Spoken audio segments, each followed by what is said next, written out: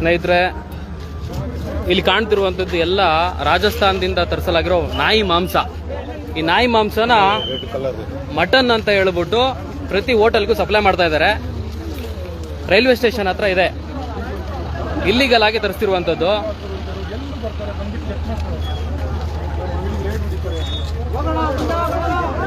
ಕಾಣ್ತಿರ್ಬೋದು ನಿಮ್ಗೆ.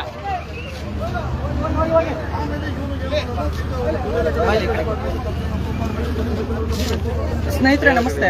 ಇಲ್ಲಿ ಇಲ್ಲಿಗಲ್ ಆಗಿ ಅಬ್ದುಲ್ ರಜಾಕ್ ಇಲ್ಲಿದ್ದಾರೆ ನೋಡಿ. ಅಬ್ದುಲ್ ರಜಾಕ್ರು ಕಾಂಗ್ರೆಸ್ ಸರ್ಕಾರವನ್ನು ಸಂಪೂರ್ಣವಾಗಿ ದುರ್ಬಳಕೆ ಮಾಡಿಕೊಂಡು ರಾಜಸ್ಥಾನದಿಂದ ಕರ್ನಾಟಕಕ್ಕೆ ಇಲ್ಲಿಗಲ್ ಆಗಿ ಮಾಂಸವನ್ನು ತರಿಸ್ತಿದ್ದಾರೆ. ಕರ್ನಾಟಕದಲ್ಲಿ ಮಾಂಸ ಇಲ್ವಾ?